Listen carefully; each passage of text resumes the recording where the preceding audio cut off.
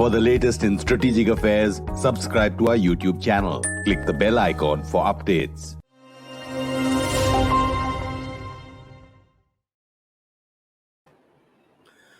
Hello and welcome to the Gist on Strat News Global.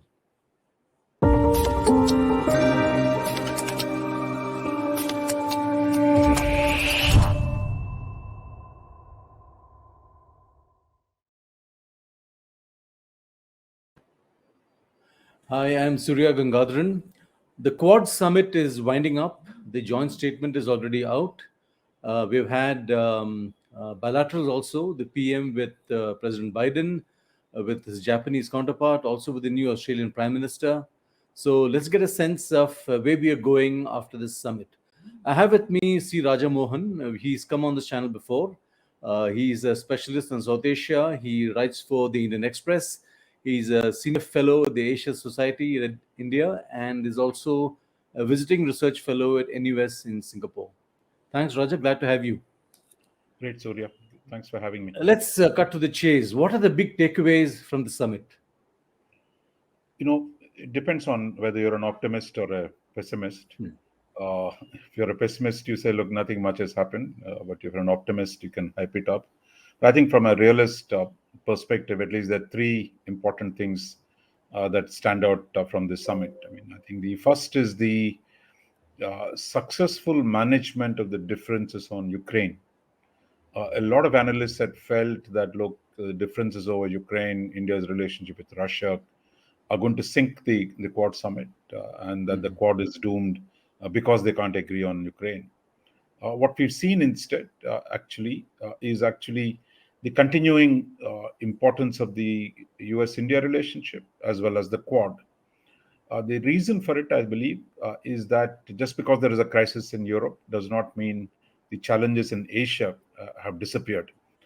So India's role in shaping the future of Asia remain very high for the United States, and they're not going to simply squander that. Further, the question that it was assumed that the differences are impossible to bridge, but I think they've been bridged. What we've seen is that President Biden, on his part, in the joint statement, condemned Russia's invasion in the bilateral meeting, but India doesn't say anything on that. But the principles underlying the Ukraine crisis, for example, the question of territorial integrity of nations, the respect for international law, and peaceful resolution of disputes, they were affirmed very, very clearly. So India stands with the United States and the rest of the international community. Because it doesn't want to criticize its friend Russia does not mean the principles, because India faces the same problem from China on the question of territorial integrity, on the question of violation of borders, on the use of force to change borders. So on these issues, by framing the issues in terms of principles, I think they manage the Ukraine differences. Second, on the creation of the Indo Pacific economic framework, here again, I think people assume that there's no room for an economic initiative. But India, US, and the Quad partners, it was not directly part of the Quad negotiations, but they've demonstrated to Asia the Quad members together can offer something on the economic dimension as well. Third, on the technological front, I would say the decision to announce a new maritime security initiative that would use these technical capabilities of the Quad members using space data, maritime information, etc., to help states in the Indo-Pacific to better manage their exclusive economic zones, where China does a lot of illegal fishing and just simply walks into other countries' exclusive economic zones. So I think this initiative is something, Quad is not just about geopolitics, but this is about helping the smaller countries to strengthen their own sovereignty vis-a-vis the encroachment by other powers. So I think this is a major public good. So I would say these three things: resolving the differences, managing the differences on Ukraine, having a clear economic strategy for the region, and third, expanding the technological cooperation to produce public goods in the Indo-Pacific. But do you see India as a reluctant Quad player? Because we are the outlier as far as Ukraine is concerned. We are the outlier in a lot of other areas. We get squeamish about security. In that sense, are we reluctant about Quad? Not fully there. If India is reluctant, there would be no Quad, right? So it's not that India is a reluctant partner. Look at what has changed in India's policy. India's brand was non alignment. And in the last 20 years, the main focus was so much on working with Russia and China to build a so called multipolar world. But it is the US relationship that has expanded dramatically in the last 20 years. And today, India is sitting in the Quad, which can you imagine many years ago? I mean, that India working with the US and its allies to build a new framework for economics and security in Asia was unimaginable. But that's exactly what India is doing. So I think the Quad partners value India's role, and India values the participation in the Quad. That's the reason why Quad is making steady progress. So India has made it clear it's not going to be a security alliance, which is what the Quad members have agreed. But on the other areas, there is steady and continuous progress. And the fact that the Quad has met, at the summit level 4 times in barely 15 months, twice physically and twice digitally, shows that all members value its importance in dealing with the challenge of China in the Indo Pacific. Given our issues with China, is it are we being there? I mean, are we being realistic about not wanting to touch security, not wanting to mention China at all in the Quad meetings? It's not what you mention, but what you do. I mean, whether India mentions China or not, China is very upset with the Quad because they see for the first time an institution here that is challenging the core strategic principles of China. Because the other institutions in the region, whether it was the ASEAN or the East Asia Summit, were largely about accommodating China. But the Quad is really fundamentally challenging China's attempt to dominate this part of the world. So Chinese are very worried. It's not matter what we say; it's what we do. On the defense question, while India has made it clear that the Quad is not a security organization, on the bilateral joint statement, bilateral readout from both Washington and Delhi, the White House and the Ministry of External Affairs, points to there is a deep commitment in Delhi and Washington to strengthen defense cooperation at the bilateral level. There is also a strong commitment to in Washington to strengthen India's capacity to deal with China, and India is inviting the U.S. companies to produce in India defense weapons. Yeah. In the past, we totally relied on the Soviet Union and then Russia, but today India is eager to draw American private sector into producing weapons in India. So on the defense front, there is significant changes, and if you saw. India has just joined in one of the announcements from the region from the summit was India joins the combined maritime task force in the Indo Pacific. So we're going to work with the NATO and the Western maritime initiative in this part of the world. So things are moving along quite well on the bilateral front. But it's not matter which forum you do things, but India and the US today do a lot more on defense than they ever did in the past. You've referred to in your piece today in the Express, you have talked about the technological potential of the Quad. Could you give us a sense as to what exactly you are referring to here? Look, I think one of the challenges for India, the US, and the Quad members is to deal with the rise of China as a technological power. We're not just talking about the military, because until recently, the US was fully on board working with China. After all, it is US Yeah. money and universities and companies that really built up China's technological capabilities in partnership over the last 2 or 3 decades. But today, US feels a threat from China. And the dominance, it's not just a question of how many ships or weapons does China have. It is China's growing capacity in the technological realm. And for India too, India largely saw China as a benign power, but today it feels the heat from the Chinese technological capabilities. In India, that worked with Chinese companies on 2G and 3G, today wants to develop 5G in collaboration with the United States and its core partners. So that's a big change. So I think there is a fundamental interest that India, US, Australia, and Japan must pool their resources, technological resources, to be able to deal with the challenge from China's dominance of this part of the world. Because the current technologies, whether it is telecommunication, whether it is artificial intelligence, whether it is the production of chips, China's ambition to dominate these and set the standards is finally being questioned and challenged by the Quad member states. So we are seeing is pooling together of India, US, Japan, and Australia technological resources in the domain of cybersecurity, in the domain of semiconductors, in the domain of space technology. So I think this is a new element. And I think this is going to be a very, very important part, because on the face of it, it seems something small, but it's really in the end, the India's ability to create a strong technological base at home, create strong partnerships with its like-minded countries like the US, is what is going to transform the regional technological landscape. Do you think it will be easier through the Quad for technologies to be exchanged? I mean, we've seen with the US, for instance, they are reluctant. I mean, since the defense industry there is largely private sector driven, there is a reluctance to transfer technologies or share technologies with us. Look, the two levels. One is you're talking about the industrial scale, where you have look. No government is technology is not a black box. They'll just come and hand over to India because everybody loves India.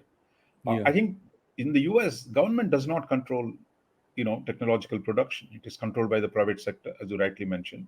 But the government sets rules under which countries interact on technology. So, in terms of exports, in terms of what can be exported from the US, the US has cleared much of the export related constraints on technology engagement with India. So, where the technology transfer will take place is that look, if you have American companies come and invest in India, it is as part of that investment production in India, developing joint ventures, the technology will be transferred, but it's not something that will be given on a plate between the two bureaucracies sit down and negotiate that. And we've seen the emergence of India's IT sector. It's fully in partnership with the United States and the Silicon Valley. And in the space sector, again, I mean, I think as India opens up its space sector, there'll be a lot more room for collaborating with the US. In the case of vaccines, we've seen the US helping India, produce the intermediaries which were badly needed at the time when China was controlling those to be able to produce enough vaccines for India and the world. So there is movement, but it is not the way people imagine. Technology is not a black box that is handed over. And many of the initiatives in the Quad, for example, the Maritime Security Initiative, it is where India is not just a demander on technology. India has technologies of its own. Yeah. So, for example, we are pooling our existing space and maritime resources to say that, look, how do we track Chinese illegal shipping? So there are existing mechanisms where we work together. But when it comes to artificial intelligence, the two countries bilaterally as well as quad-wise are setting up groups to get their companies, to get their scientific communities to come together and work. That's how technology diffusion will take place. This is not a single thing, something you hand over from one country to another country. But I think the larger strategic question, there is a problem of China. There is a need to create significant technological collaboration between India, US, Japan, and Australia. Those political are accepted now. The mechanisms for actually doing it are being developed. I'd like to come to this economic cooperation framework that was launched yesterday. I believe the negotiations are underway today. Did we get onto this in order to mend fences with the US, given our stand on Ukraine? Was it a geopolitical approach that we have adopted, or is there something else here? We see a potential No, here. it's a straightforward thing that, look, right now, India is not in any of the Asian economic institutions. It's not part of the APEC because that was set up in the early 90s. India was not a member of that. India joined the negotiations on the Regional Comprehensive Economic Partnership, but India walked out in November 2019 because India did not want to become part of a Asian economic framework dominated by China. Because the concern in Delhi was that China is wiping out India's manufacturing capacity. So India walked out, and since then India has launched the PLI scheme, the production linked incentive scheme, trying to develop manufacturing in India. India is also now doing bilateral trade agreements with the UK. Serious negotiations. It has signed something with the United Arab Emirates. It has signed an interim trade deal with Australia. So India is looking for frameworks in which its interests are protected and it can contribute meaningfully rather than a China-dominated economic framework. So the IPEF opens some possibilities, but there's a long road ahead. At this point, it is just a framework. There will be negotiations in the days ahead under the various pillars of the IPEF, and we see where that goes. India might not. It's going to be a flexible framework so that India can contribute where it feels comfortable and it can avoid where it does not feel comfortable. So my sense is IPEF gives India a framework to engage Asian economic transformation on not under the Chinese framework, but in a framework where India's friends and strategic partners are together in it. And also to help set the rules of this game. Yes. Australia has got a new PM. A Labour Party has come to power. Do you expect any changes in the way Australia sees the Quad? No, the Australian Prime Minister Albanese made it very clear. His opening remark was there is a new government in Australia, but there is no change in the policy on Quad, and there will be no change in the policy to the Quad, and that they're deeply committed to and that's the reason why he flew moment he was sworn in as Prime Minister to Japan to participate in the summit. Look, Australia is a long-standing partner of the United States. It's an ally of the United States. It's got strong ties with Japan. So just because there is a change of government does not mean there's a change of policy. To be sure, there'll be some change in the style in which they articulate, because Albanese is not Morrison, so he'll be softer in his tone. But I think the Australians are going nowhere out of the Quad. Just getting back to the defense part of it, Raja, given the fact that the US is now prepared to deal with transferring strategic technologies to Australia, yes, they are an old partner. Is it possible, given the fact that our own ties with the Russians are heading towards a dilution as far as the defense part of it is concerned, do you see India as a possible candidate or recipient of such US technologies, or that's going to take a lot of time? Look, I think India has to make up its mind. If you remember, there was this thing called the Defense Technology Initiative. But India was not willing to when the Obama administration was offering us various things under that framework. For example, drones. Or India said, "Oh, it's not big enough," because at that time the UK government was not interested. But today, drones. I mean, a country like Turkey is dominating the global market on drones. But in this thing, every time we say, "Look, I want the maximum and the best right now," and not work with where we are, what is available. So I think we have to build trust on that. But at this point, as in the bilateral conversation between Prime Minister Modi and President Biden, again the emphasis on drawing US investments into Indian defense production. That is a high priority, and I think that if that India creates the right business environment, I'm sure many US companies will begin to invest in India. Meanwhile, India is also exporting stuff to the US. In fact, US has become major destination of Indian defense exports. So my sense is, as we go further, build greater trust, there will be greater possibilities for strategic technology cooperation. But India is not Britain or Australia to the United States, so we must remember that.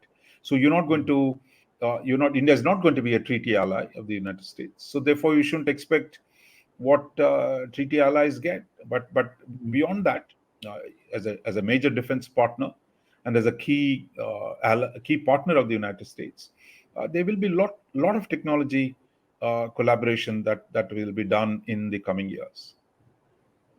Do they trust us? Does the US trust us? Because we've had this questions that are asked in the US. Look, the way you ask questions, Surya, you don't trust the United States because your skepticism on everything is, oh, can we do anything at all? But if you look at the last 20 years, we've come a long way, India and the United States. There was a time US was imposing nuclear sanctions on India immediately after the nuclear test. That was just 1998. Since then, it is US that took the initiative to resolve the nuclear dispute. to open up technology transfer, to do lot of things. So the US has moved a long distance. So have we. So it is the discourse. It is people like you and me, who still talk about as if this is 1990s. We are in the 2020s. This is a very, very different context where I think trust is being built, but it won't be built overnight. Already we're doing a lot of things together, which we wouldn't have done 20 years ago. On that note, Raja Mohan, thank you very much for that perspective. We can debate this forever, but this Quad Summit has had key takeaways. Glad to talk to you. Thanks very much. Thank you, Surya. Nice to be with you. And for those of you who have joined us on this conversation, keep coming forward with your questions and observations. Subscribe to our YouTube channel. Follow us on social media and Twitter. Thank you very much. Good night.